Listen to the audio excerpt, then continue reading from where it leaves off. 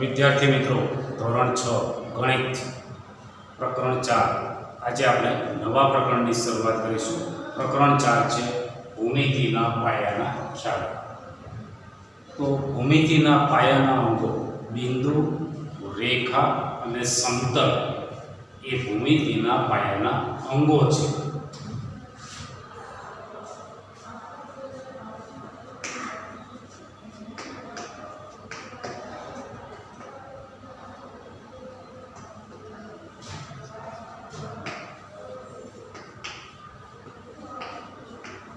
બિંદુ, રેખા અને સમતલ.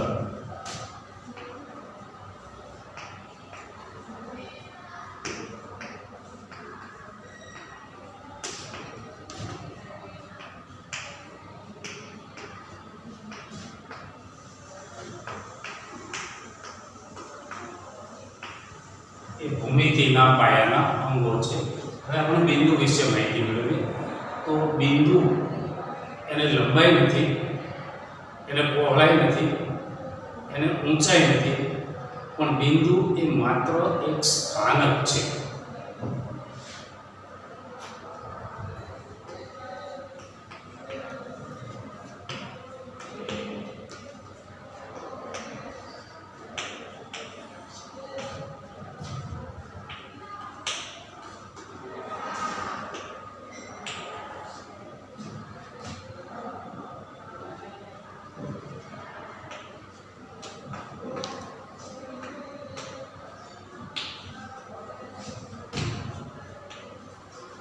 બિંદુને લંબાઈ, પહોળાઈ કે ઊંચાઈ નથી.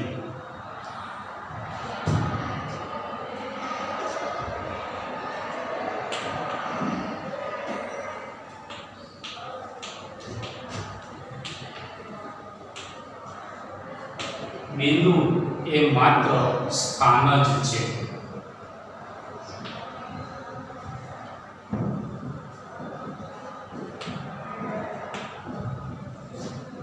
રેખા, તો રેખા અસંખ્ય બિંદુઓ એક સીધી લીટીમાં ગોઠવાય અને રેખા બનાવે છે.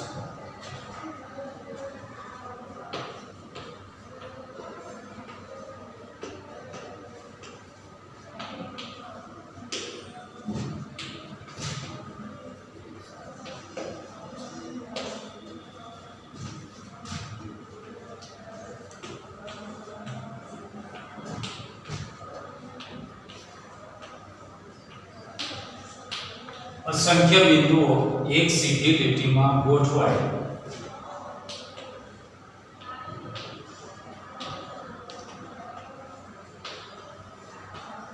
રેખા બનાવે છે. રેખાને અંત્ય બિંદુ નથી.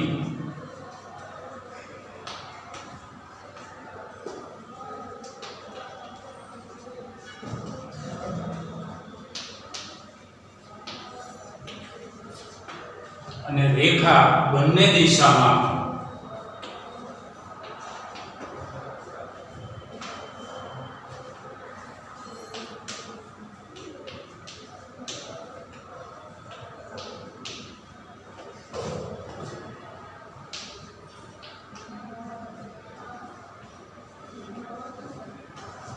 અનંત સુધી વિસ્તરેલ છે, અનંત સુધી પ્રસરેલ છે.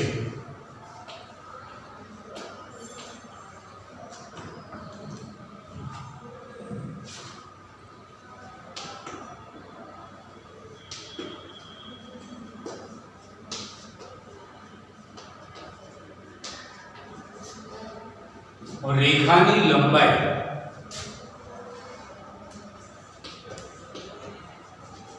ચોક્કસ એટલે કે સુનિશ્ચિત નથી. રેખાની લંબાઈ માપી શકાતી નથી.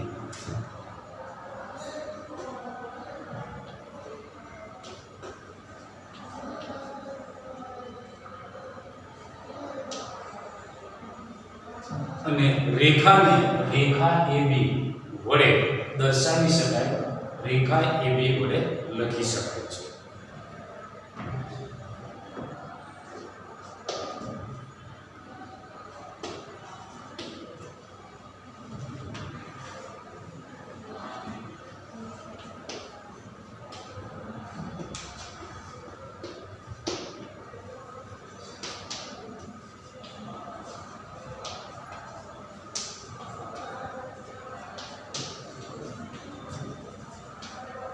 રેખાખંડ એ રેખાનો ભાગ છે.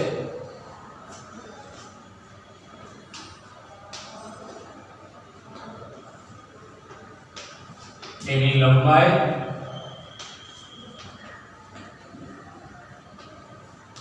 ચોક્કસ છે, એટલે કે તેની લંબાઈ નિશ્ચિત છે, તેની લંબાઈ માપી શકાય છે.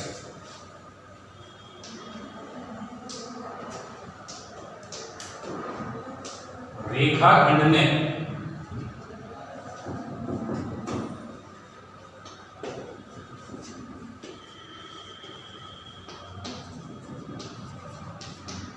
બે અંત્ય બિંદુ છે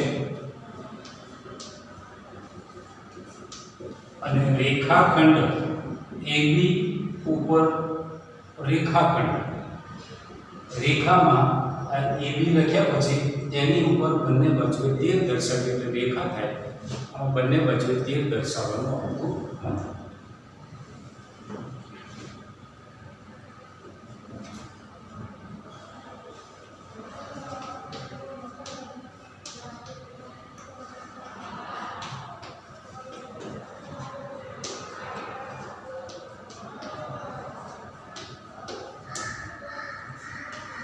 કિરણ એ રેખાનો ભાગ છે.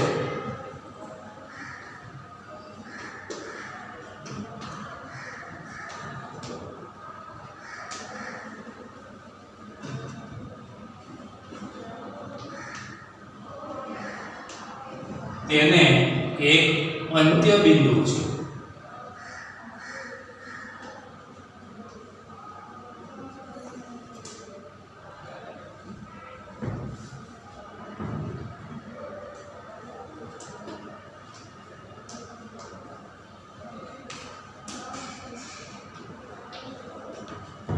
કિરણ એક તરફ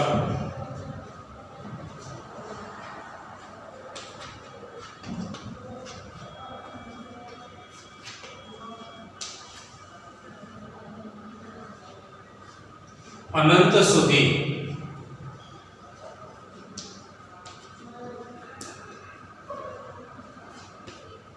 પ્રસરેલ છે, એટલે કે વિસ્તરેલ છે.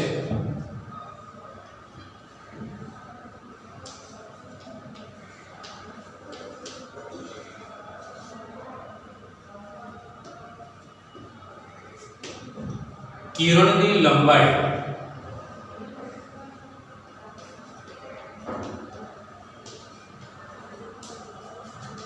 ચોક્કસ નથી, એટલે કે માપપટ્ટીની મદદથી કિરણની લંબાઈ માપી શકાતી નથી અને તેને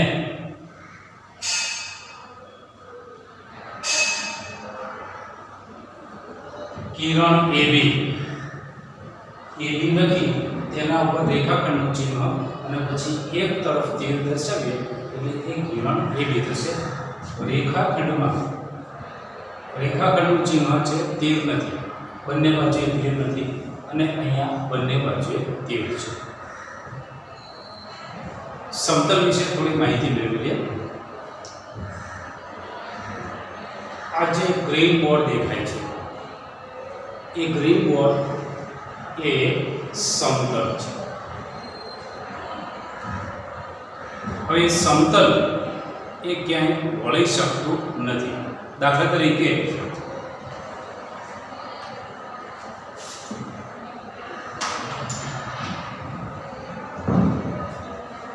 આ પાઠ્યપુસ્તકમાં જેટલા પાના છે એ બધા જ પાના એ સમતલ કહેવાય. એટલે એક સમતલ, એના પર બીજું સમતલ, એના પર ત્રીજું સમતલ, એના પર ચોથું સમતલ, આ બધા સમતલો એક જ દિશામાં આવેલા સમતલો છે. લીલું પાટિયું એ સમતલ છે, છત એ સમતલ કહેવાય, ભોંયતળિયું એ સમતલ કહેવાય, દીવાલ એ પણ સમતલ કહેવાય. ઓરડાની કે વર્ગખંડની જેટલી દિવાલો છે એ બધી જ દિવાલો સમતલ કહેવાય. આ પાઠ્યપુસ્તકમાં જેટલા પેજ છે, જેટલા પાના છે એ બધા જ પાના એ સમતલ કહેવાય. હવે સમતલ એ બધી જ દિશામાં અનંત સુધી વિસ્તરેલું છે. હવે સમતલ એ વળી શકતું નથી. દાખલા તરીકે આ પુસ્તક છે તો પુસ્તકના બધા જ પાના સીધા છે, પણ જો પુસ્તક આ રીતે વળી જાય તો તો એ સમતલ ન કહેવાય, કારણ કે સમતલ એ હંમેશા સીધું જ હોય છે, એ ક્યાંય વળાંક હોતો નથી, ક્યાંય વળેલ હોતું નથી. જો આ પાઠ્યપુસ્તક જેમ વળી ગયું એવી રીતે એ સમતલ વળી શકતું નથી. જો એ વળી જાય તો એ સમતલ ન કહેવાય. એટલે સમતલ અસંખ્ય છે, અનંત છે, બંને બધી જ દિશાઓમાં અનંત સુધી વિસ્તરેલું છે. એક સમતલ પર બીજું, એના પર ત્રીજું, એના પર ચોથું, એવા અસંખ્ય સમતલો એ ગોઠવી શકાય. એટલે આ થઈ ગઈ એ સમતલ વિશેની માહિતી. હવે સમતલ, આપણે એક જ સમતલની વાત કરવાની છે, બધા જ સમતલ. હવે એક જ સમતલમાં બે રેખાઓ આવેલી હોય અને જો એ બે રેખાઓ એકબીજાને છેદતી ન હોય તો તે સમાંતર રેખાઓ કહેવાય. દાખલા તરીકે આ ગ્રીન બોર્ડ છે, આપણે એ સમતલ છે એવું વિચારીએ તો આ ગ્રીન બોર્ડ પર હું બે રેખા દોરું છું.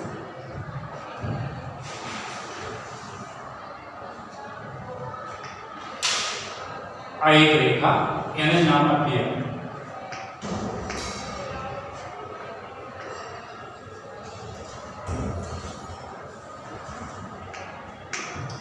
રેખા AB. હવે એની નીચે બીજી એક રેખા દોરીએ છીએ,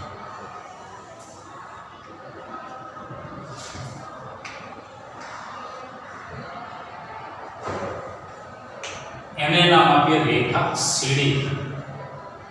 આ બંને રેખાઓ એક જ સમતલમાં આવેલી રેખા છે અને બંને છેદતી નથી, તો આ રેખાઓ એ સમાંતર રેખા કહેવાય. હવે એક જ સમતલમાં આવેલી બે રેખાઓ એ એકબીજીને છેદે તો એ માત્ર એક અને માત્ર એક જ બિંદુમાં છેદે. બોર્ડ પર આકૃતિ દોરું છું. આ એક રેખા છે, એને નામ આપીએ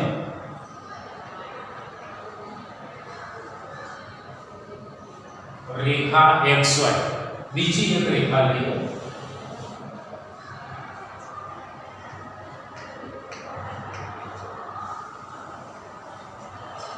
એને નામ આપીએ રેખા PQ. આ બંને રેખાઓ પરસ્પર સમાંતર નથી, પણ રેખા PQ, રેખા XY બંને એકબીજામાં ભેગી થાય છે. ગણિતની ભાષામાં એને છેદે છે તેમ કહેવાય. અને જ્યાં બંને ભેગી થાય છે એ છેદ બિંદુ કહેવાય અને તે માત્ર એ એક જ બિંદુમાં છેદે છે, એને આપણે નામ આપીએ D. એટલે રેખા XY અને રેખા PQ એ માત્ર એક જ બિંદુ D માં છેદે છે. और रेलवेना जे पाटा है ये रेलवेना पाटा ये एकबीजाने समांतर होय छे. ये पाटा एकबीजाने क्यारेय छेदता नथी. एवी ज रीते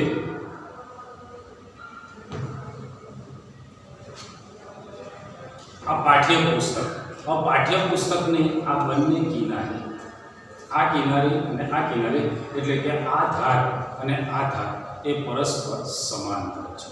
એકબીજાને ક્યારેય નહીં છે. એટલે પાઠ્યપુસ્તકની બંને ધાર, ઉપરની ધાર, નીચેની ધાર, બંને બાજુની ધાર એ હંમેશા સમાંતર જ હોય છે. એવી જ રીતે આપણા ઘરમાં જે બારી બારણા છે એ બારી અને બારણાની ઉપરની ધાર, નીચેની ધાર પરસ્પર સમાંતર છે. આજુબાજુની ધાર એ પણ સમાંતર છે. એવી જ રીતે જો ઘરમાં ટેબલ હોય તો ટેબલની સામસામેની બંને ધાર એ એકબીજાને એ ક્યારેય છેદતી નથી, એટલે એ સમાંતર કહેવાય. આપણું જે ગ્રીન બોર્ડ છે એ ગ્રીન બોર્ડમાં એ ઉપરની ધાર, નીચેની ધાર, સામસામેની ધાર એ સમાંતર કહેવાય છે.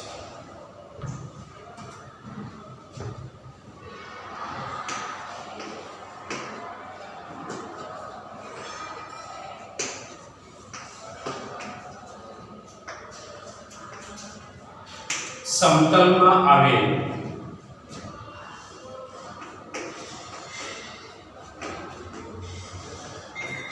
બે રેખાઓ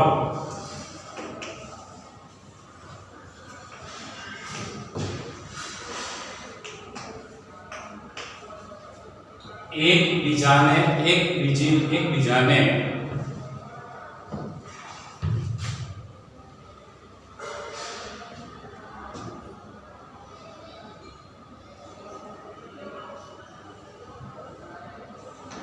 બે રેખાઓ એકબીજાને છેદે નહીં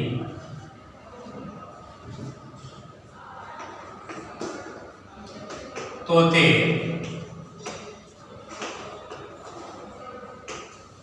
समांतर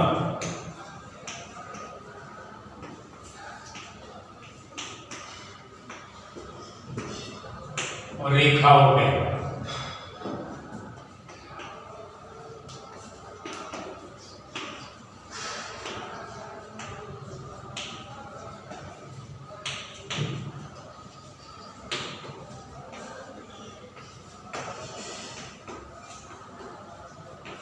एक ज समतल में आवेली बे रेखाओं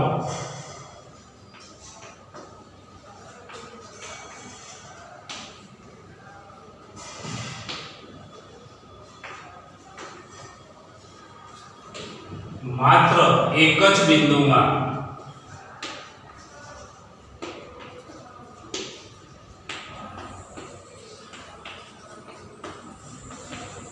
छेदे छे। હવે આપણે પાઠ્યપુસ્તકનું સ્વાધ્યાય 4.1 લઈએ અને દાખલા ગણીએ। સ્વાધ્યાય 4.1 દાખલા નંબર 1 પાઠ્યપુસ્તક આકૃતિ આપેલ છે। આકૃતિનો ઉપયોગ કરી અને જવાબ લખવાના છે। એમાં પહેલો પ્રશ્ન છે કે આ જે આકૃતિ છે એમાં 5 બિંદુઓ લખવાના છે।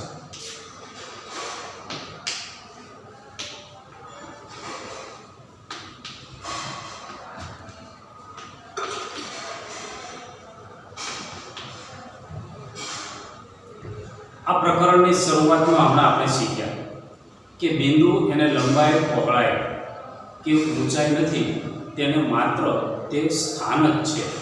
તો આ આકૃતિમાં માત્ર સ્થાન હોય તેવા આપણે 5 બિંદુ શોધી કાઢીએ। તો બિંદુ બી, બિંદુ ઓ, બિંદુ ઈ, બિંદુ ડી અને બિંદુ સી, આ આપણે નામ આપેલા છે। બાકી આ રેખા ઉપર ઘણા જ બિંદુઓ છે।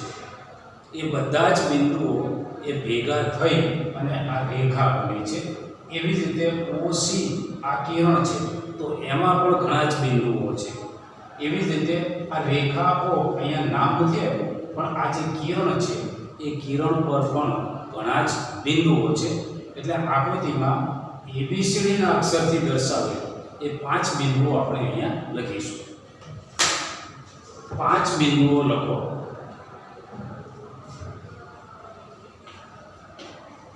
बिंदु बी,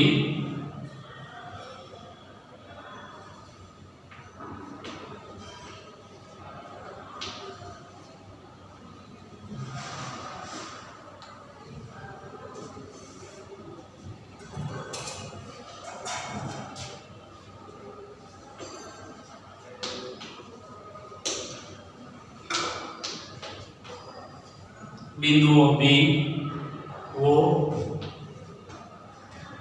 ई, डी અને સી એ 5 બિંદુઓ છે।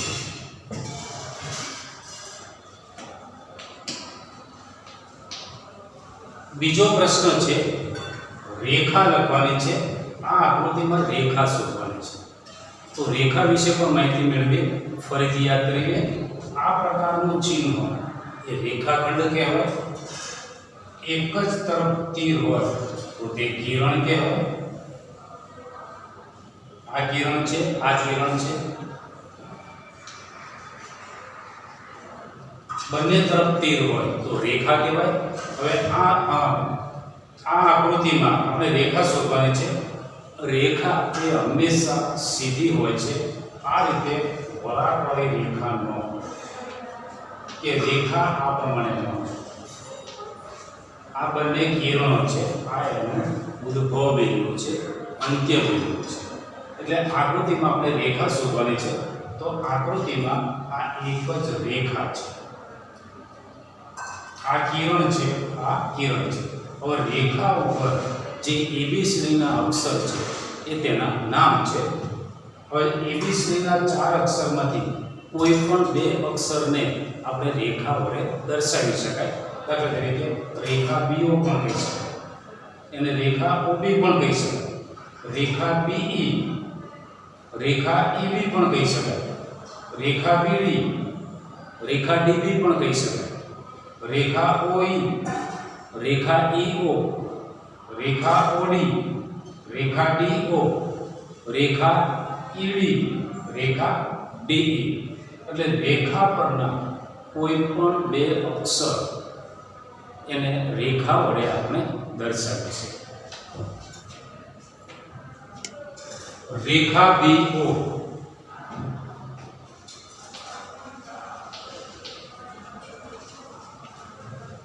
રેખા BE,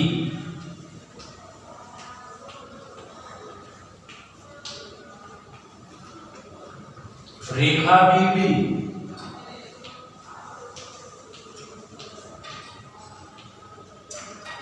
Rekha OE,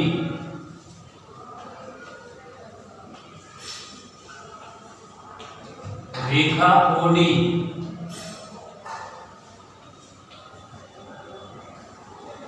Rekha ED,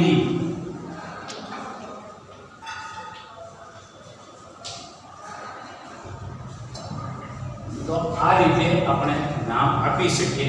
આ જે રેખા BO લખ્યું છે તો એને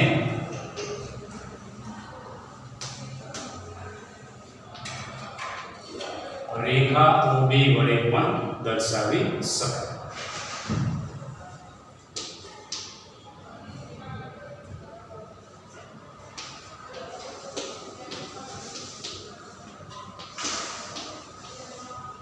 ત્રીજો પ્રશ્ન છે, એમાં 4 કિરણો દર્શાવવાના છે. તો 4 કિરણો O બિંદુ લઈએ, ઉદ્ભવ બિંદુ, તો એક કિરણ OC થાય, બીજું કિરણ OB થાય. કિરણ EB પણ લઈ શકીએ, કિરણ EO પણ લઈ શકીએ. એવી જ રીતે કિરણ DE પણ લઈ શકાય, કિરણ DO પણ લઈ શકાય, કિરણ DB પણ લઈ શકાય. એટલે 4 રીતો આપણે અહીં દર્શાવીએ. કિરણ OC,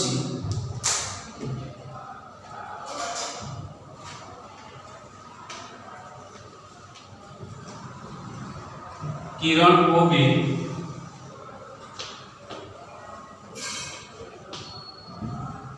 Kiran EB,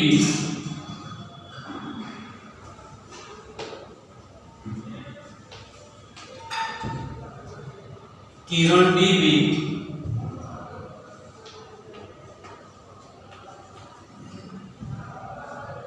Kiran EO,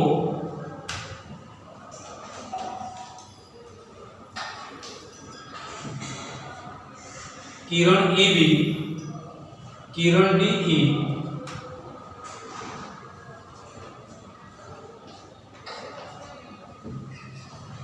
Kiran DO,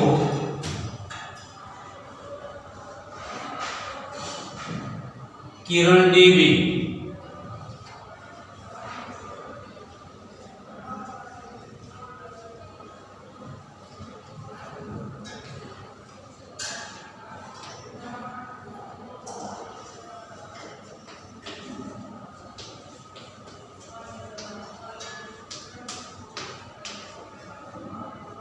પાંચ રેખાખંડ દર્શાવવાના છે. તો આકૃતિમાં આ એક જ રેખા ઉપર આવેલા બિંદુઓ, એમાંથી કોઈ પણ 2 બિંદુઓ એ રેખાખંડ દર્શાવે. રેખાખંડ BO,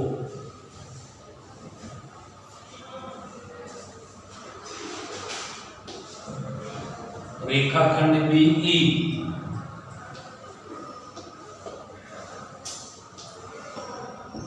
રેખાખંડ BD,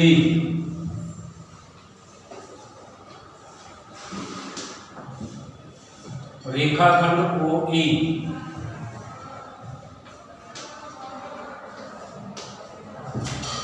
રેખાખંડ OD,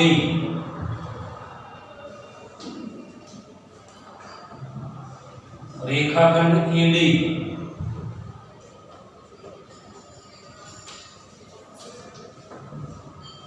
રેખાખંડ ઓસી